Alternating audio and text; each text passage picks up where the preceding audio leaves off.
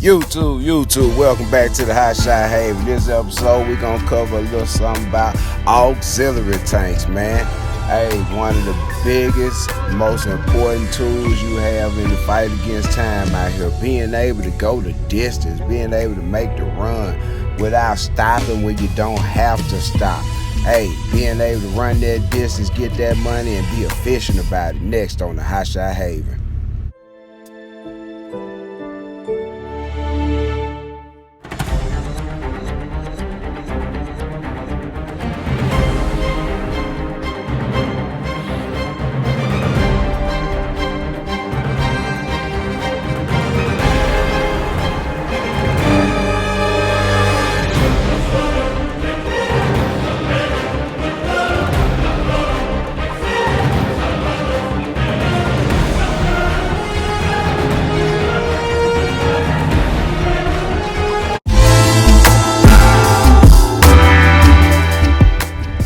Like I've always stated in many of these videos, man, it's time over everything. And one better way to save time is to cut time that you spend at the truck stop at the fuel island. We all know people, we have all had incidents where you've been at the gas station, even if you're in your normal vehicle, where people are inconsiderate of your time.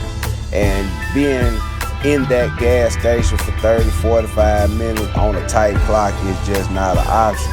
And these are a couple of options in auxiliary tanks, but you know, for the most part, you want to stay away from the steel tanks. Steel tanks, you know, these are having a tendency to have a little water in it, you guys. So you know what I'm saying, hey, stay away from the steel tanks and go with your aluminum tanks. Me personally, what I use is a 45-gallon RDS tank. If you look it up, the last two digits in the part number is 83, and I found that it pulls with weight and everything fully loaded. I can run 7-8 hours or a little bit more in some cases without really having to stop for diesel. And that's a big tool.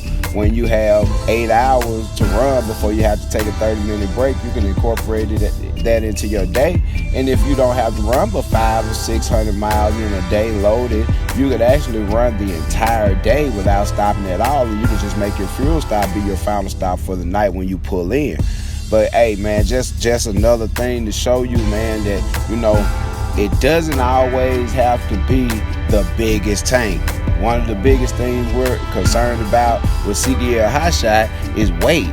So it really wouldn't profit me to get a 150-gallon tank and diesel weighing about 8 to 9 pounds a gallon.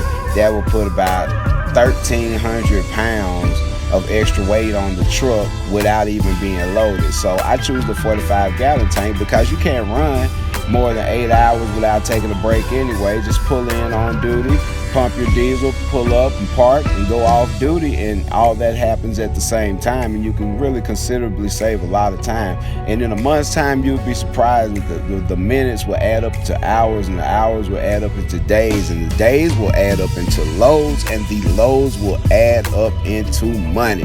Hey, that's all I know, man. Hey, money, it adds up to money in the end. So guess what? That's what we out here to do. So at the end of the day, man, that's what you want to do. Optimize your time, maximize your time and your efficiency.